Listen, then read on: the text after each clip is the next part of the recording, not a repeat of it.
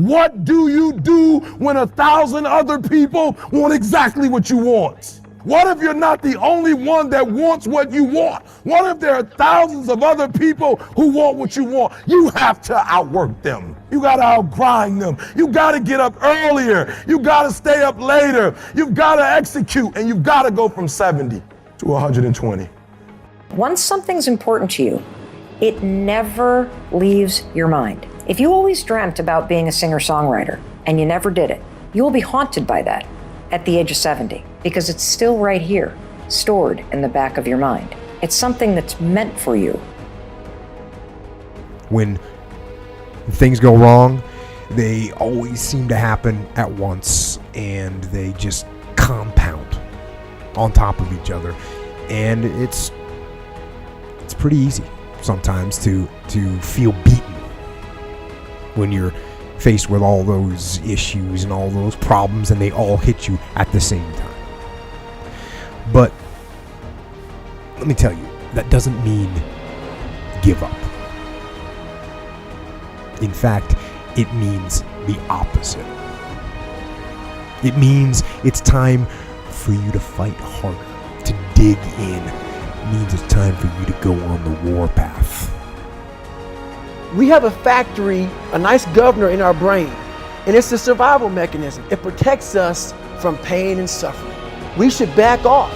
We should sit down, find something more comfortable. And there's something about the mind. The mind has the tactical advantage over you at all times. At all times of your life, the mind has a tactical advantage over you. Why is that? It knows what you're afraid of. It knows your insecurities. It knows your deep, dark lies.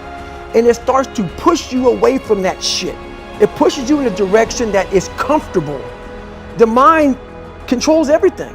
So what I realized was that when I was growing up and I was 300 pounds and I got all fat and I got all insecure, I realized that my mind kept taking me in this direction. When things got uncomfortable for me, when I was facing my insecurities, I was facing my fears, my mind said, oh no, we have the tactical advantage.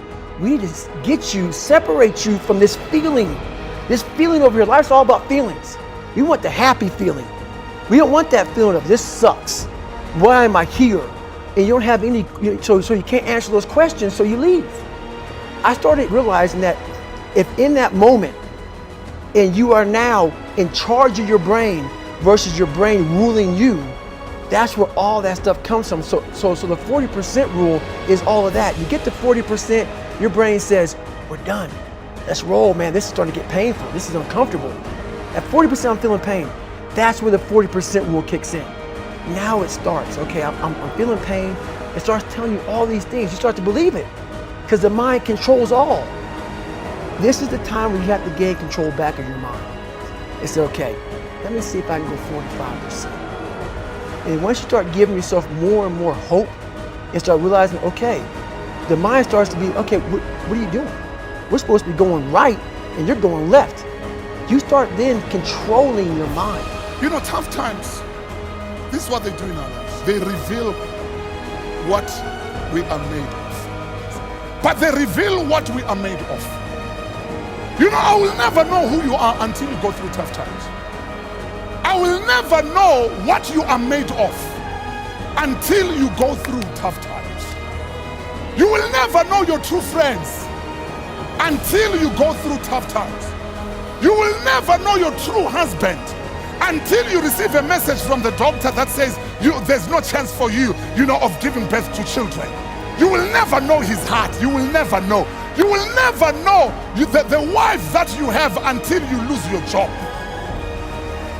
That is when people are being revealed. Tough times, they reveal the true us. They reveal our true friends. They reveal what we are capable of. You will never know what you are capable of until you go through tough times.